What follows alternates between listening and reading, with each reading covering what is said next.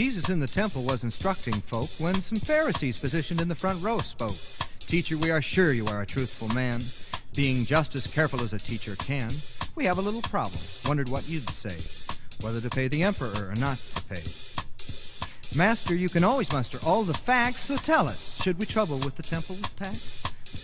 Jesus was aware of their hypocrisy. He said, why do you believe that you can corner me? Give me a coin, I might resolve your case. He held up the coin. Can you place this face? Caesar was the answer. Jesus said, you frauds, now give to Caesar what is Caesar's and to God what is God's. Give to Caesar what is Caesar's and to God what is God's. This answer just amazes us. We don't know what to say. Perhaps it'd be advisable to quietly slip away.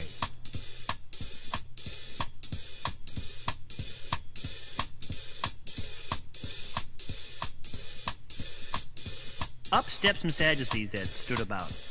Teacher, we have this existential doubt. Moses never mentions that the dead will rise, but he does give us a law that when a fellow dies and leaves this life before his wife's become a mother, to provide him with an heir, she ought to marry his brother. She should marry his brother to carry on his name, and though he wouldn't be the father, it would count the same. If the first brother died, then she'd marry another. And if he died, then another brother. And if he died, then she'd marry another, and if he died, then she'd marry another. So forth and so on. She'd marry each one, trying to provide the first brother with a son. Now pretend that this woman had married 7. Who would be her husband when she got to heaven? To which of the 7 would she be a wife? Who would be her husband in the afterlife? You don't know your theology, Jesus replied. Why, there isn't any marriage on the other side. And as to resurrection, Moses also said, he's God of the living and God of the dead. And if the dead don't awaken, do the dead belong to a God who is feeble or a God who is strong? You're simply mistaken, so admit you're wrong. Did he actually ask us to admit we're wrong?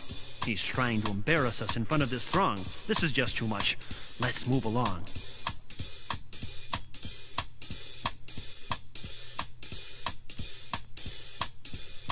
Well, a scribe standing near was hearing Jesus' replies. Teacher, you are answering well and wise. I too have a question. What would you suggest out of all the commandments would be the best? The one that would summarize all the rest? Jesus replied, this is the first. Hear, O Israel, the Lord our God is Lord alone. Therefore you shall love the Lord your God with all your heart, with all your soul, with all your mind, and with all your strength. And this is the second.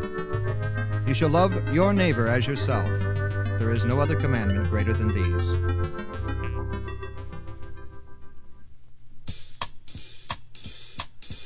Teacher, that's perfect. I'm glad I stayed.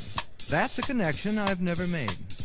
Love the Lord with all yourself, and love your neighbor just as yourself. Why, it's worth more than saying all the prayers in church. My friend, you are reaching near the end of your search. No one had anything else to say, so that was all the questions that they asked that day.